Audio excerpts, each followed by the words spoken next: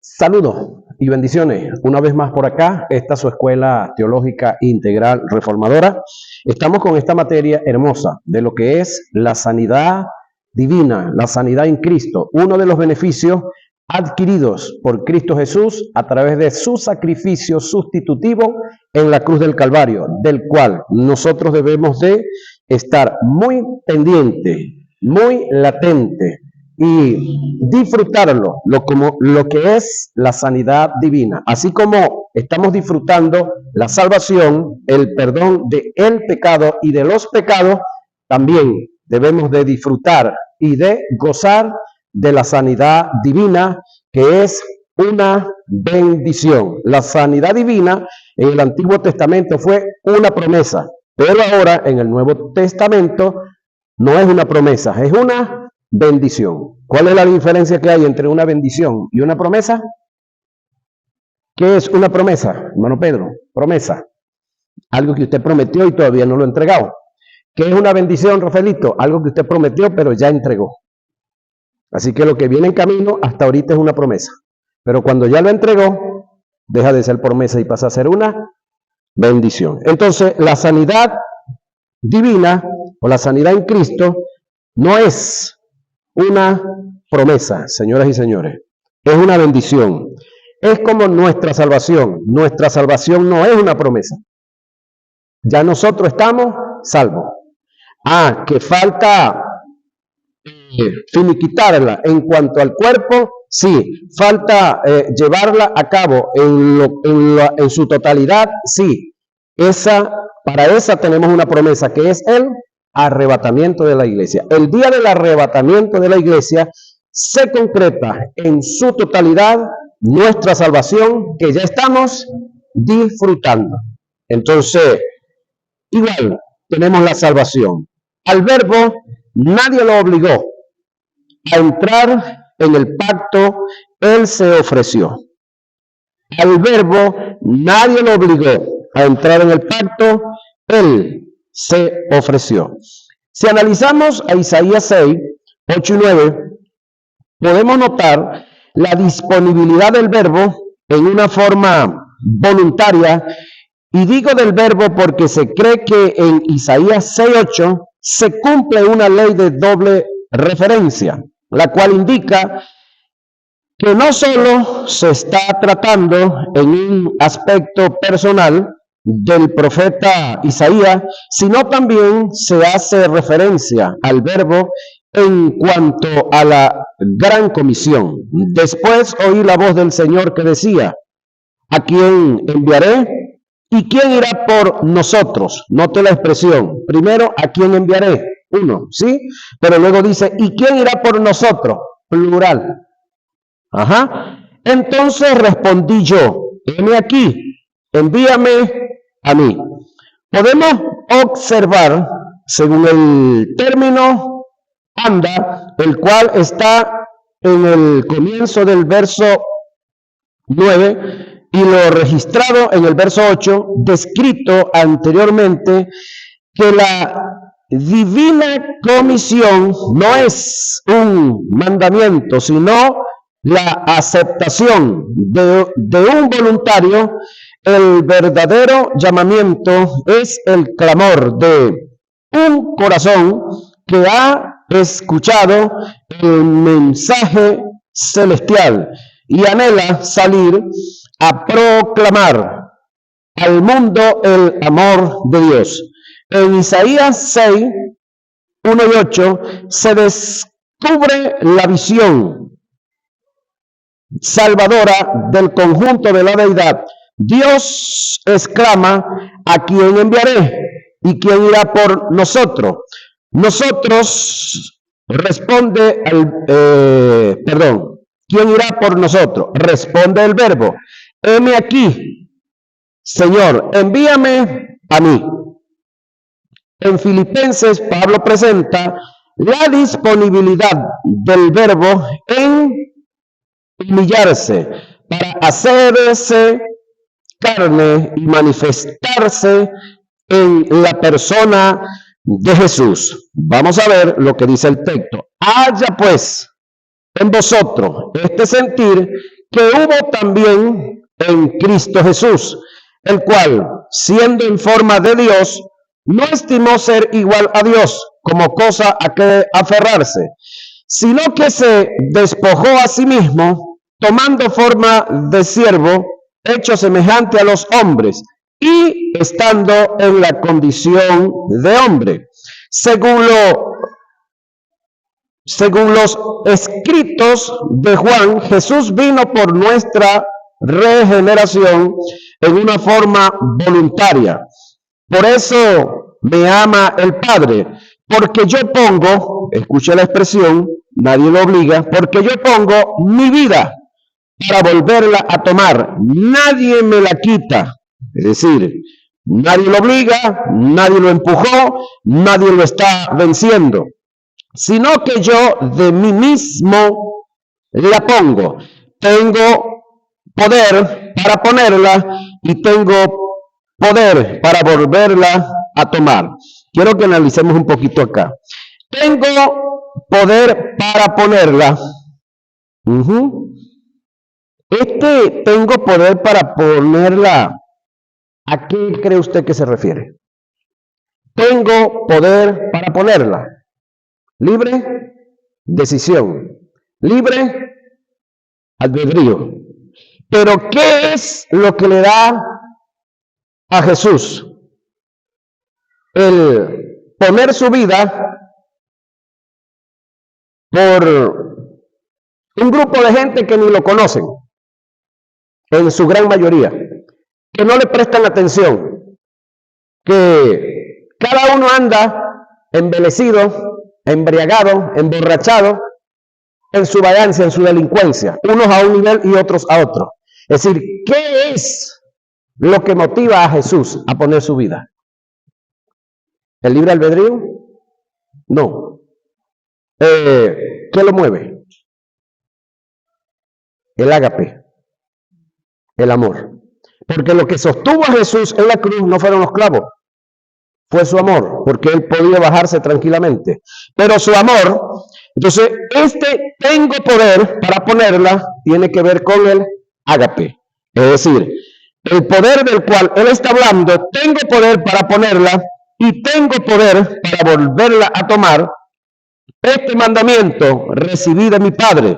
Juan 10, 17 y 18. El detalle está que el que decidiera venir, de acuerdo a la pregunta que se hace en Isaías, en el libro de Isaías 6, el que decidiera, el que determinara colocar su vida, el que decidiera venir tenía que colocar su vida en todo. Y iba a estar dotado o capacitado para cumplir completamente la función. Es decir, se entregaba, era asesinado, iba al infierno por 3 días y 3 noches, pero ya estaba escrito que al tercer día se iba a levantar. Ya todo eso era un programa que estaba establecido. Por eso las cosas en Dios funcionan bajo un sistema, que es un sistema, lo que ya está preparado, lo que ya está calculado, lo que ya tiene la inversión completa necesaria para comenzar, para ejecutar y terminar y embellecer la obra en su totalidad. Por lo tanto, el programa de la salvación no es algo que Dios lo llevó hasta una cuarta parte y entonces tú y yo tenemos que completarlo.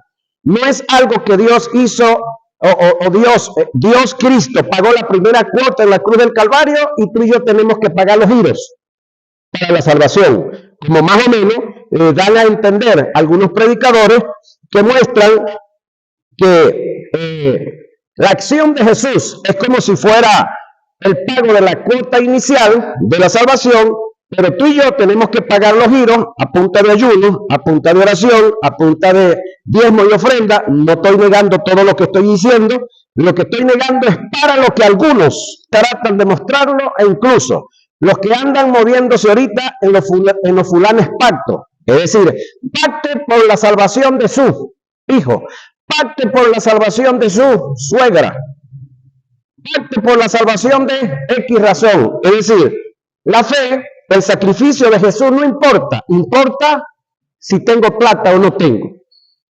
¿Está viendo el caso? Entonces, cuando hablamos de lo que Dios hizo, lo hizo completo, es decir, Dios no necesita de mi dinero, Dios no necesita de que yo esté haciendo o tratando de hacer algo de mí y de mis esfuerzos y de mis capacidades para causar o producir salvación en los perdidos, sanidad en un enfermo, liberación en uno que está cautivo. Lo que tengo es que conocer la palabra, aceptar la palabra y moverme en fe en ella. No estoy negando que debemos de ofrendar, que debemos de diezmar. Sígame para la segunda guía que viene después de esta, que ahí vamos a hablar sobre el plan financiero que Dios tiene para su iglesia, para sus hijos, para sus hijas. No crea que estamos negando una cosa que es tan importante y que está establecida en la palabra como es la parte financiera. Lo que pasa es que no se le debe dar el uso que algunos mal le están dando, o el mal uso que algunos le están dando a algo bueno que está en la Biblia. Ahora, al verbo se le dieron condiciones en el pacto antes de venir a la tierra en calidad de hombre. Es decir, ya él sabía a qué venía, óigame, el verbo sabía a qué venía y a todo lo que tenía que enfrentarse.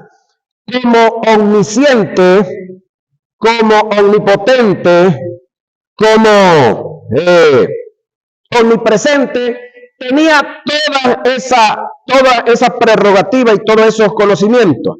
El detalle está que cuando el verbo se humilla para que nazca la figura de Jesús, cuando nace Jesús sí no está al tanto de todo lo que tiene que padecer. Porque Jesús se tuvo que despojar de la omnisciencia, Jesús se tuvo que despojar de la omnipresencia y se tuvo que despojar de la omnipotencia e incluso de la eternidad y de ser infinito también se tuvo que despojar. Entonces, ¿el verbo lo sabía todo? Sí, pero Jesús no. Jesús tuvo que aprender incluso la obediencia. Ahora, estas condiciones que presentan las Escrituras llevaron al verbo a un estado de humillación, lo que se conoce teológicamente como la humillación de Dios en el verbo. Por causa de la humillación del verbo, nace la humillación de Jesús. Sacrificio y ofrenda no te agrada. Has abierto mis oídos. Holocausto y expiación no has demandado. Entonces dije, he aquí, vengo. En el rollo del libro está escrito de mí más de 330 profecías acerca de él. El hacer tu voluntad, oiga, el hacer tu voluntad, Dios mío, me ha agradado. Y tu ley está en medio de mi corazón. Ojalá nosotros pudiéramos decir esto. El hacer tu voluntad, Dios mío, me ha agradado. Y tu ley está en medio de mi corazón. ¿Pudiéramos nosotros decir eso también? Debiéramos, ¿verdad?, de decirlo. Salmo 40, 6 y 8. Por lo cual, entrando en el mundo, dice, sacrificio y ofrenda no quisiste más. Me preparaste cuerpo, holocausto y expiaciones por el pecado no te agradaron. Entonces dije, he aquí que vengo, oh Dios, para hacer tu voluntad, como en el rollo del libro está escrito de mí, diciendo, primero, oiga, sacrificio y ofrenda y holocausto. Primero, analice esto, hermano, primero sacrificio y ofrenda y holocausto y expiaciones por el pecado. No quisiste ni te agradaron, las cuales cosas se ofrecen según la ley, hablando de la ley que Dios le dio a Moisés, y diciendo, por supuesto bajo el sacerdocio de Aarón, y diciendo, Luego, he aquí, oiga, he aquí que viene, oh Dios, he aquí que vengo, perdón, oh Dios, para hacer tu voluntad. Oiga lo que viene ahora. Quítalo primero. ¿Qué es lo primero? Te lo digo ahora. Sacrificio, ofrenda y holocausto y expiación. Eso es lo primero. ¿De qué estamos hablando? Del sacerdocio de Aarón. ¿De qué estamos hablando? De la ley de Moisés. Quítalo primero. ¿Quién lo puso? Dios. ¿A quién le está diciendo aquí el verbo que lo quite? Al que lo estableció, compañero. Eso se llama respeto, respeto a la autoridad. Quítalo primero. ¿Qué está diciendo que quite? Los sacrificios, las ofrendas y los holocaustos y las expiaciones que se hacían por el pecado. Para establecer esto, oiga, no segundo. ¿Esto qué? Último. Wow, yo no sé si usted alcanza a entender esto, si esto a usted le suena, le hace ruido, quítalo primero para establecer esto último. ¿Eso está donde? Hebreos 10, 5 y 9. El estado de humillación del verbo y de Jesús está revelado en varias partes de las Escrituras y de muchas formas, pero precisamente aparece en Filipenses 2, 5 y 8. Haya pues en vosotros este sentir que hubo también en Cristo Jesús, el cual siendo en forma de Dios, no estimó el ser igual a Dios como cosa a que aferrarse, sino que se despojó a sí mismo, tomando forma de siervo, hecho semejante a los hombres. Estando en la condición de hombre, se humilló a sí mismo, haciéndose obediente hasta la muerte y muerte de cruz. El estado de humillación que se dio en el verbo y en Jesús se manifestó bajo 5 aspectos. Oiga, la encarnación. 1. El sufrimiento que tenemos todos los encarnados. 2.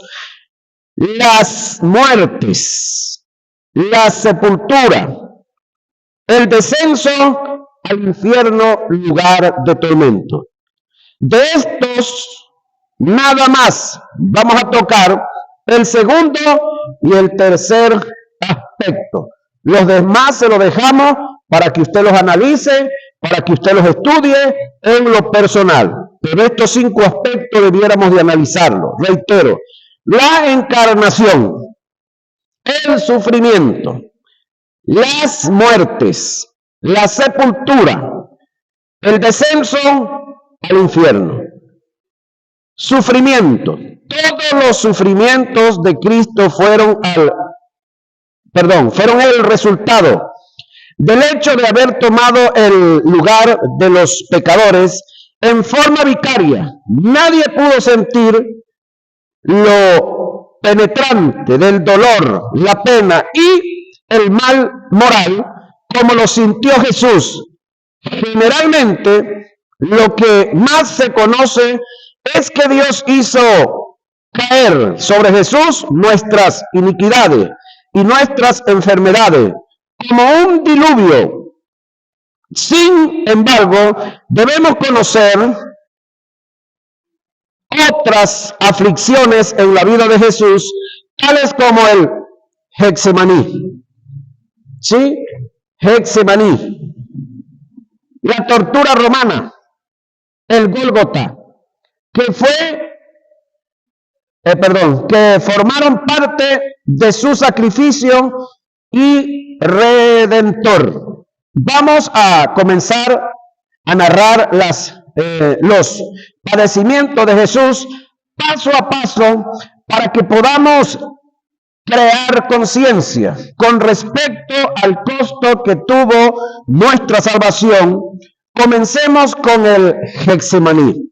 Ahora, una de las otras cosas que yo quiero que usted analice y que usted saque cuenta en lo personal, no sé si a usted le ha pasado esto, no sé si usted cuando niño, uno de sus hermanos o una de sus hermanas hizo una travesura, pero una de esas travesuras que le hacíamos a nuestros padres y nos las achacaron a nosotros. Y nos tocó a nosotros pagarla de una u otra forma. Y nos tocó a nosotros llevarnos una pela, una cueriza, sin ser nosotros los que cometimos el caso. ¿Cómo se sintió usted cuando eso?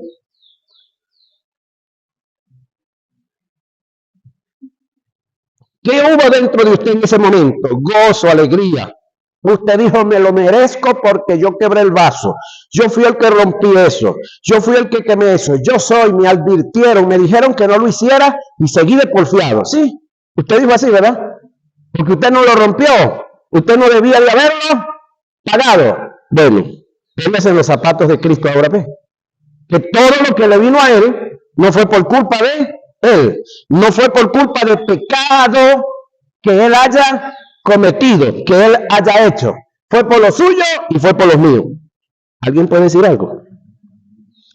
Getsemaní era una pequeña propiedad cercada, un huerto entre árboles frutales y varios arbustos. Se encontraba al pie del monte de los Olivos.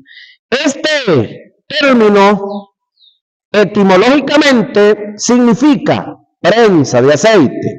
En el Getsemaní, Jesús comenzó a sentir una agonía psíquica hasta el punto que exclamó, mi alma está triste hasta la muerte.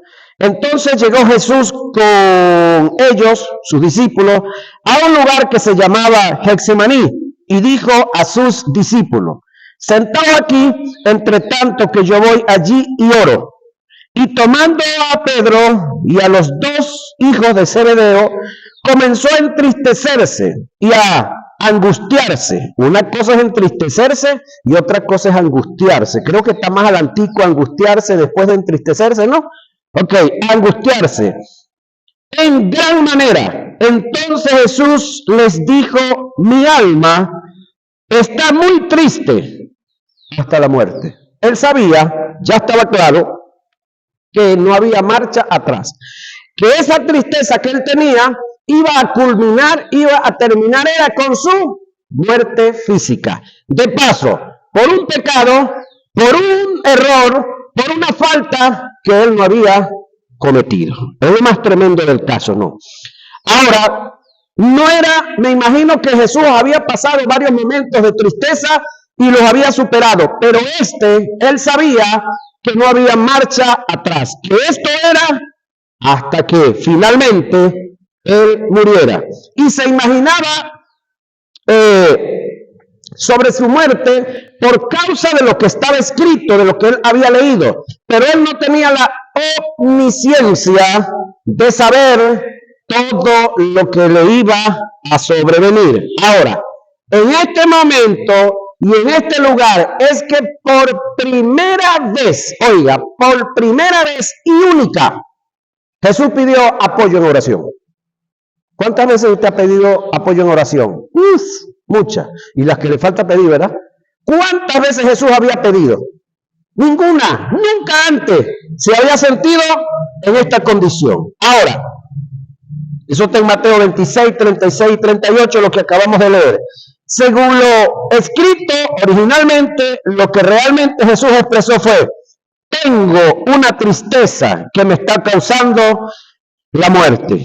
En cuanto a su agonía, podemos resaltar lo siguiente. Entonces llegó Jesús con ellos a un lugar que se llama Getsemaní y comenzó a entristecerse y a angustiarse en gran manera. Mateo 26, 36 y 38. Y estando en agonía, oraba más intensamente, y era su sudor como grandes gotas de sangre que caían hasta la tierra. Lucas 22, 44. El término agonía del griego es agonía, que indica una extrema tensión emocional y tiene que ver con el área psíquica que radica en el alma. Según el relato de Hebreos 5:7, Cristo lloró y gimió con gran clamor y súplica. Algunos historiadores alegan que Cristo oró en la forma más humillante, como lo hacía todo judío. Se postraba sobre sus pectorales y su rostro en tierra, hasta transpirar el polvo. Era tanta la agonía por la que Jesús pasó, que su oración fue: si es posible, oiga, si es posible, pasa de mí esta copa. Cuando en realidad lo que Jesús dijo, según lo escrito en el original, fue: si hay otra forma de redimir al hombre, vamos a buscarla, porque lo que viene es duro. Tanto fue el sufrimiento producido por esta agonía que la Biblia describe su sudor como grandes gotas de sangre. Cabe resaltar y tomar en cuenta que el término utilizado para gotas de sangre es tromboi, aimatos, lo que indica una sangre espesa, coagulada. La historia médica registra algunos casos donde la intensa agonía psíquica se ha visto acompañada de la transpiración de sangre, producto de la ruptura de vasos sanguíneos como consecuencia de la presión sanguínea por una subida de tensión.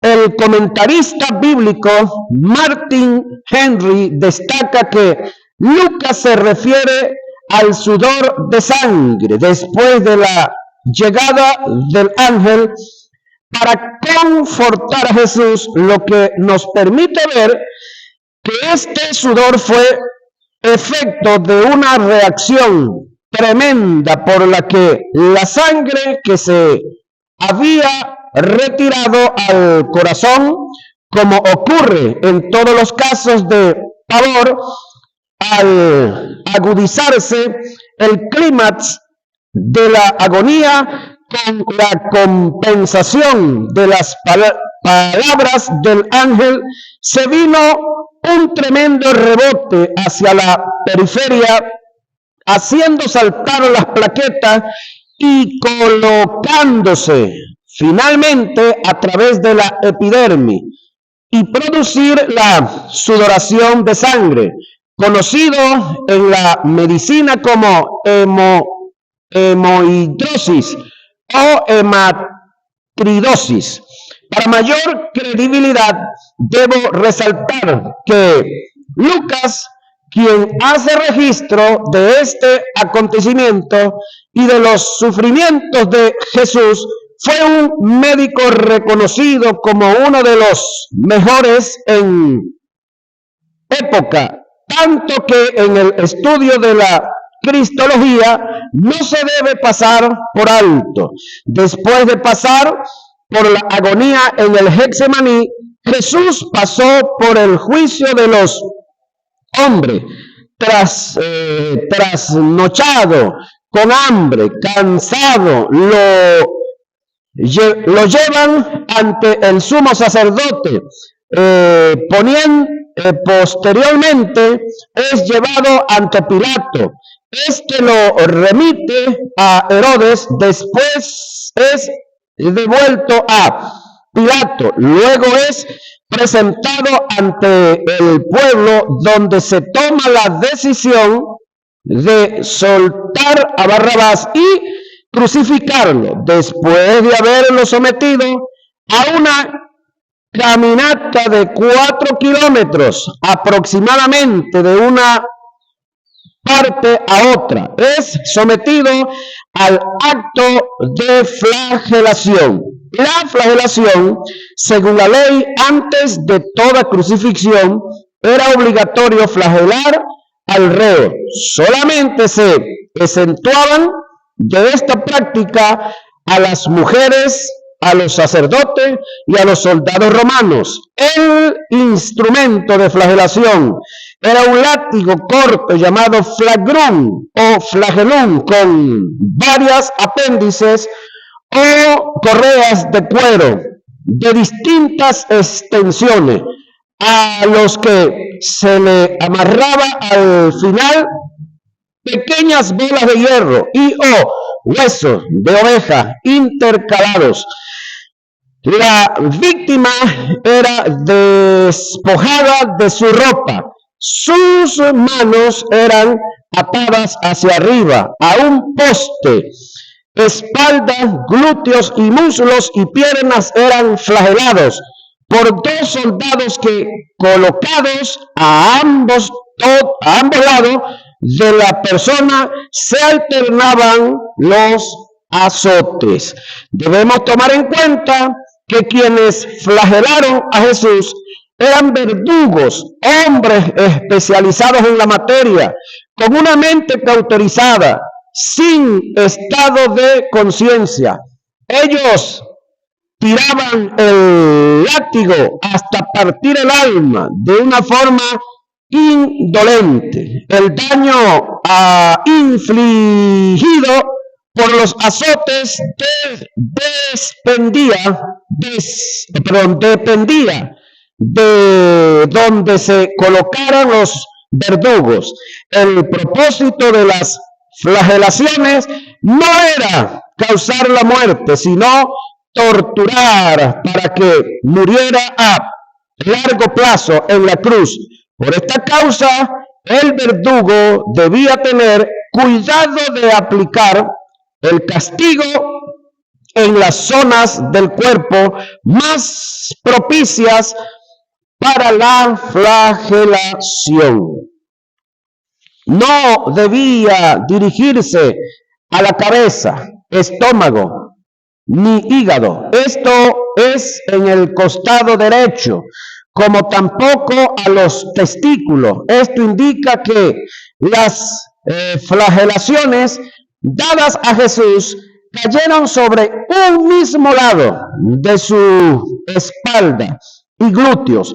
Además, los pedazos de metal o hueso que estaban a los extremos o que ataban a los extremos, al caer sobre la humanidad de Jesús, producían profundas contunciones y heridas hasta rasgar la carne.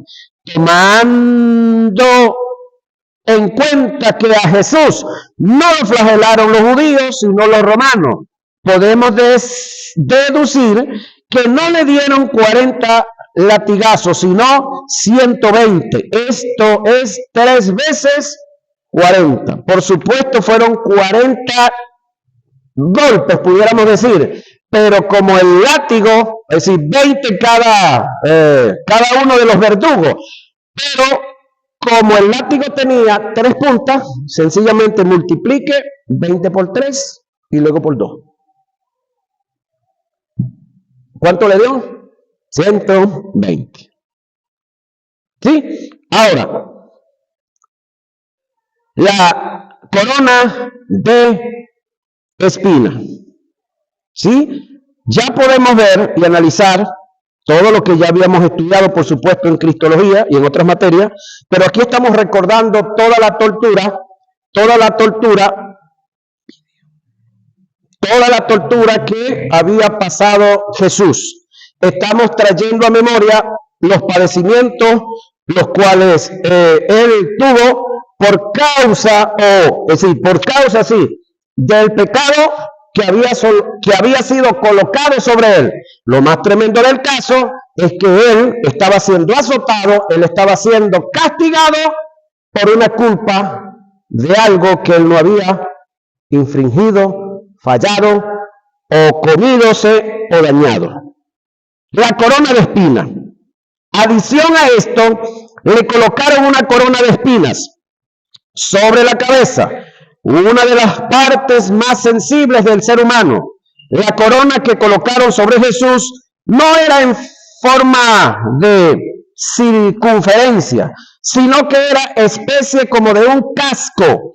Lo deducimos porque la Biblia dice que al golpear, oiga, sobre la corona con una vara, hundían más las espinas, cosa que no es posible si la corona hubiera sido circunferencia. Para complementar la tortura, las espinas tenían la propiedad de succionar la carne, se adherían al cuero cabelludo, produciendo un intenso dolor de cabeza, conocido en la medicina como migraña aguda. Desde el sentido espiritual, la corona colocada sobre Jesús encierra una verdad que pocos han captado. Todo por lo que el Redentor pasó tiene un significado y cumplimiento profético, y la corona no escapaba de esta verdad. Cuando el hombre desobedeció en el huerto del Edén, dice la Escritura que Dios hizo brotar cardos y espinas de la tierra en señal de maldición. Según esta verdad, al colocar la corona de espinas sobre la cabeza de Jesús, lo estaban coronando de maldición para que nosotros llevásemos la corona de bendición. Por lo tanto, él fue coronado de maldición, ¿sí? Para que nosotros llevemos la corona de bendición. Entonces, no es que lo que nosotros ahora estamos proclamando y estamos hablando y estamos moviéndonos en fe, aunque es gratis para nosotros, no vino a la realidad o a la existencia gratuitamente. Hay uno que pagó, hay uno que le costó, hay uno que sufrió, hay uno que tuvo que invertir sangre, sudor y lágrimas, e incluso su vida. Cuando el hombre desobedeció, las escrituras demuestran que la espina es símbolo o tipo de maldición. Maldita será la tierra por tu causa. Espinos y cardos te producirá. Génesis 3, 17 y 18. ¿Por qué la tierra que bebe la lluvia, que muchas veces cae sobre ella y produce hierba provechosa, y aquellos por lo cual es labrada recibe bendición de Dios, pero la que produce espinos y abrojos es reprobada, está próxima a ser maldecida? Hebreos 6, 7 y 8. Camino al Gólgota. La severidad de la flagelación con su intenso dolor y la gran pérdida de su sangre debió dejar a Jesús en un estado de pre-shock. El abuso mental y físico cometido con Jesús por parte de judíos y romanos, así como la falta de alimento, de agua y cargado de sueño, contribuyeron a debilitar físicamente a Jesús. Por lo tanto, desde el punto de vista médico, sus condiciones físicas antes de la crucifixión debieron ser extremadamente críticas y comprometedoras. La crucifixión. La crucifixión. Esa la vamos a ver en nuestra próxima clase, ¿sí?